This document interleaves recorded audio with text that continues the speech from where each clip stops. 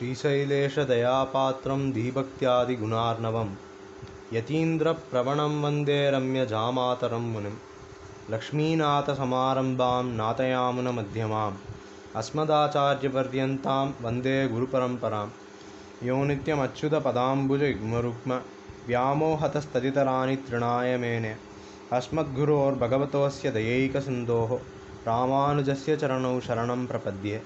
मातापिता युवतयस्तनया विभूतिः सर्वं यदेव नियमेन वदन्वयानाम् आद्यस्तनकुलपतेर्वकुलाभिरामं श्रीमत्तदङ्घ्रियुगलं प्रणमामि मूर्ध्ना भूतं सरश्च महदाह्वयभट्टनाद श्रीभक्तिसारकुलशेखरयोगिवाहान् भक्ताङ्घ्रिरेणुपरकालयतीन्द्रमिश्रान् श्रीमत्पराङ्कुशमुनिं प्रणतोस्मि नित्यं.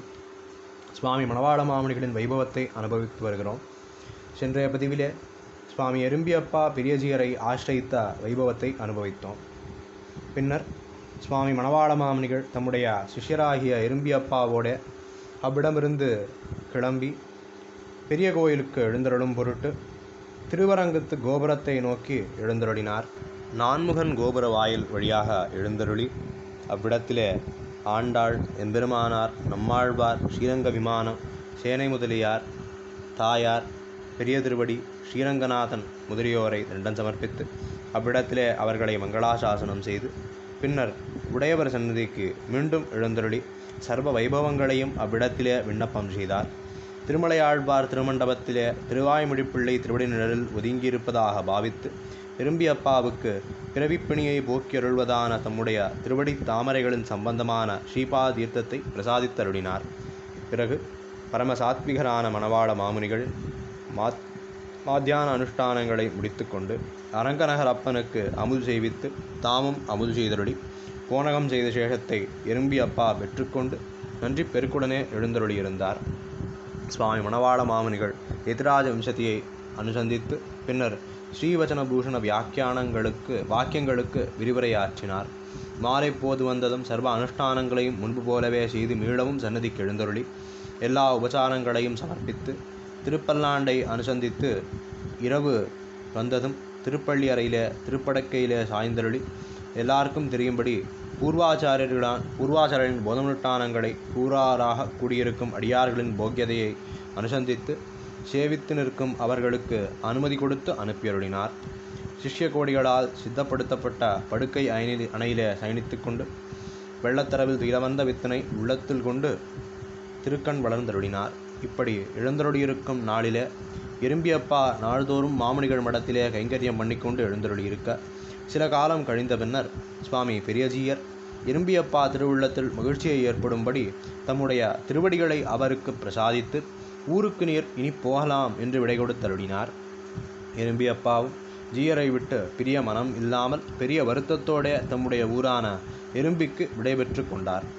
எறும்பியப்பா ஊர் திரும்பும் முன்பாக ஒரு சம்பவம் திருவரங்கத்திலே நிகழ்ந்தது.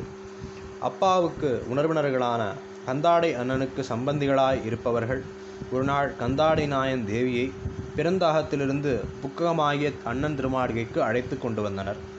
அப்போது அப்பிராப்த வாகனத்திலே, அதாவது ஏற தகுதியற்ற ஒரு வாகனத்திலே ஏற்றி கொண்டு வந்தார்கள். அப்பா அதை கண்டு மிகவும் கலங்கி ஜீயர் திருமுன்பே சென்று விண்ணப்பம் செய்தார். ஜீயர் திருவுள்ளம் கலங்கி உடனே அண்ணனை அழைத்து பெரிய ஜீயர் அவர்களை அழைத்து வரச் செய்தார். ஸ்வரூப சிக்ஷைகளாக பல ஹிதங்களை உபதேசித்தார். எறும்பியப்பாவுக்கு ஆத்ம சம்பந்திகளாயினும் துர்மானிகளாய் இருந்தார்கள். அவர்கள் லாடபுரம் என்ற ஊரைச் சேர்ந்தவர்களாய் அவர்களுடைய பேச்சு வழக்குகள், உணவு வகைகள், தழுகைகளிலே வித்தியாசமாய் இருந்தன. ஜீயரின் உபதேசங்கள் அவர்களுக்கு மனத்திலே படவில்லை. அண்ணனுக்கும் எறும்பியப்பாவுக்கும் அவர்களின் சம்பந்தம் பெரிதும் மன வருத்தத்தை உண்டாக்க விலட்சணமான சம்பந்தமாக இல்லையே என்று கவலைப்பட்டனர். அண்ணனுக்கு பந்துஜனங்களின் சகவாசத்தில் வெறுப்பு ஏற்பட்டிருந்தது. ஒரு நாள் கந்தாடை அண்ணன் பெரிய ஜீயரிடத்தே சென்று சந்நியாசம் தர வேண்டும் என்று பிரார்த்திக்க பெரிய ஜீயர் முன்பு எம்பெருமானார் நியமித்த ஒரு விதியை நினைவுபடுத்தினார். உடையவரிடம் கந்தாடை ஆண்டான் சந்நியாசம் பிரார்த்தித்த போது முதலியாண்டான் திருவம்சத்தாருக்கு சந்நியாசம் வேண்டாம் என்று நியமித்து தம்முடைய திருமருமகனாராகிய முதலியாண்டானின் 6 புத்திரிகளையும் 6 வெவ்வேறு கோத்திரத்தை சேர்ந்தவர்களுக்கு விவாகம் செய்து வைத்தபடியால் அவதனை நினைவிற்கொண்டு சுவாமி பெரியஜீயர் அண்ணனையும் அப்பாவையும் மற்ற கந்தாரை குலத்தினரையும் ஊட்டி ஒரு நிதியை ஏற்படுத்தினார். முதலியாண்டான் சந்ததியான வாதூல கோத்திரத்தாரும் சுவாமி உடையவருடைய திருவம்சமான ஹாரித கோத்திரத்தார் முதலான 7 கோத்திரத்தாரும் அந்த 7 கோத்திரங்களுக்குள்ளே மட்டும் விவாகம் சம்பந்தம் வைத்து கொள்ள வேண்டும் என்ற ஒரு முறைமையை நிறுவியருளினார். அந்த முறைமையை பட்டோலை எழுதி 7 கோத்திரத்தார் வாசம் பண்ணி கொண்டிருந்த இடங்களுக்கு அனுப்பியருளினார். அவர்களும் ஜீயரிட்ட நெறி பிறடாது திருமண உறவு செய்து கொண்டார்கள்.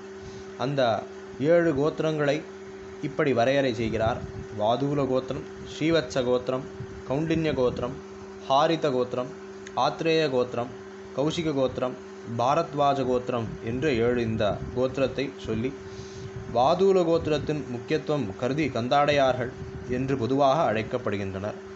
இப்போது இக்காலத்திலே முதலியாண்டான், முடும்பை நம்பி, முடும்பை அம்மாள், ஆசூரி பெருமாள், கிடாம்பி பெருமாள், குமாண்டூர் இளையவெள்ளியாச்சான், வங்கிபுரத்து நம்பி ஆகிய 7வர்களின் சந்ததிகளே உள்ளனர். இவர்கள் யாவரும் 74 சிம்மாசனாதிபதிகளிலே எம்பெருமானாராலே நியமிக்கப்பட்ட 74 சிம்மாசனாதிபதிகளே உள்ளவர்கள் என்பதை நாம் அறிந்து கொள்ள வேண்டியுள்ளது.